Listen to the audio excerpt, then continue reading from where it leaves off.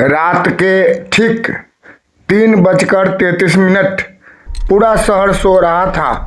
सड़कों पर सन्नाटा था।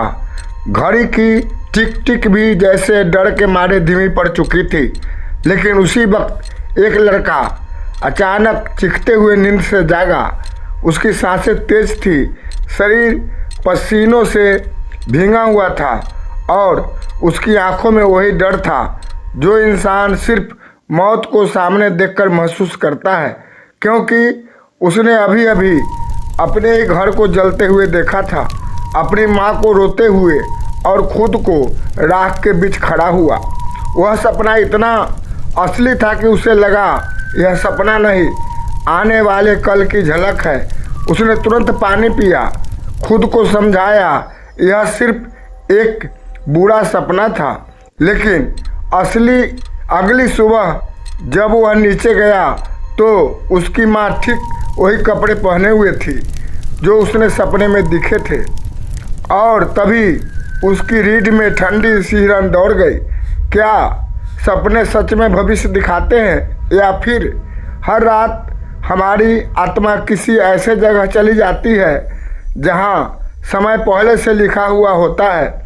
आज जो कहानी आप सुनने जा रहे हैं वह सिर्फ कहानी नहीं, यह उस अंधेरे दरवाजे की दस्तखत है जिसे खोलने के बाद शायद आप खुद अपने सपनों से डरने लगेंगे। अध्याय 1, नींद के पीछे छुपी दूसरी दुनिया। इंसान सोचता है कि वह सो रहा है, लेकिन सच यह है कि नींद सिर्फ शरीर की होती है, चेतना कभी नहीं सोती। हर रात जब हमारी आंखें बंद होती है तो हमारा दिमाग एक ऐसी फ्रीक्वेंसी पर पहुंच जाता है जहां हकीकत और भ्रम के बीच की दीवार टूटने लगती है। कभी आपने महसूस किया है कि कुछ सपने इतने असली लगते हैं जैसे आप सच में वहां मौजूद थे? अजनबी शहर, अनजान चेहरे, ऐसी आवाज़ें जिन्हें आपने पहले कभी नहीं सुना, फिर भी सब कुछ जाना पहचाना क्यों लगता है? क्योंकि शायद वो जगह सिर्फ सपने नहीं बल्कि किसी दूसरी वास्तविकता की झलक होती है। प्राचीन योगियों का मानना था कि नींद के दौरान आत्मा सूक्ष्म यात्रा पर निकलती है। वह शरीर से अलग होकर उन लोकों में प्रवेश करती है जहां समय सीधा नहीं चलता, जहां अतीत, वर्तमान और भविष्य एक साथ मौजूद होते हैं, और वहीं से आते हैं वो सपने जो बाद में सच बन जाते हैं। अध्याय 2, वो सपना जिसने मौत की तारीख बता दी। साल 1987, दिल्ली का एक पुराना इलाका। वहाँ रहने वाली एक लड़की को लगातार एक ही सपना आता था। हर रात वह खुद को एक सुनसान सड़क पर देखती, आसमान लाल होता और दूर कहीं एम्बुलेंस की आवाज़ गूंजती रहती। फिर अचानक एक ट्रक उसकी तरफ तेज रफ्तार से आता और सपना खत्म। पहले उसने इसे नज़रअंदाज किया, लेकिन जब वही सपना लगातार 11 रातों तक आया तो उसने डरकर अपनी डायरी में सब लिखना शुरू कर दिया। तारीख, समय, सड़क, यहाँ तक कि ट्रक का रंग भी। और फिर 12वीं सुबह वही हादसा, उसी सड़क पर, उसी समय। लोग कहते हैं वह बच गई थी, लेकिन हादसे के बाद उसने सिर्फ एक बात कही, मैं यह सब पहले देख चुकी थी।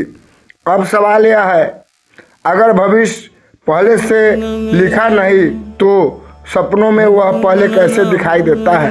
क्या हमारा अवचेतन आने वाले खतरे को महसूस कर लेता है, या फिर आत्मा समय से परे जाकर भविष्य की झलक लेकर लौटती है? अध्याय 3, मरे हुए लोग सपने में क्यों आते हैं? यह दुनिया का सबसे रहस्यमय अनुभव है। जब कोई मर चुका इंसान सपने में वापस आता है, कभी मुस्कुराते हुए, कभी रोते हुए और कभी चेतावनी देते हुए।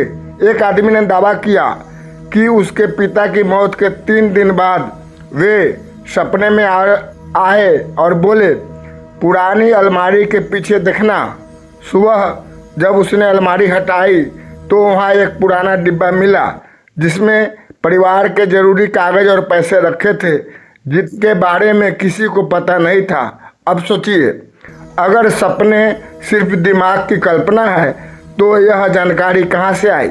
भारत के कई आध्यात्मिक ग्रंथ कहते हैं मृत आत्माएं सपनों के माध्यम से संवाद करती है।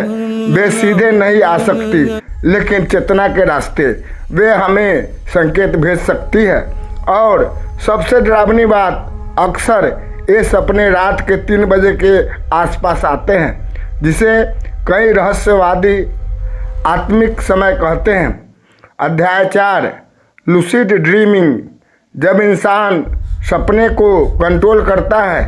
कल्पना कीजिए, आप सपना देख रहे हैं, लेकिन अचानक आपको एहसास होता है रुको, यह सपना है, और उसी पल पूरा सपना आपके कंट्रोल में आ जाता है।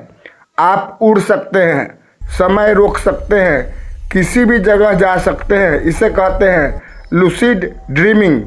वैज्ञानिकों ने पाया कि इस अवस्था में दिमाग सामान्य इंसान से कई गुना ज़्यादा एक्टिव हो जाता है। लेकिन प्राचीन साधक इसे सिर्फ मानसिक खेल नहीं मानते थे।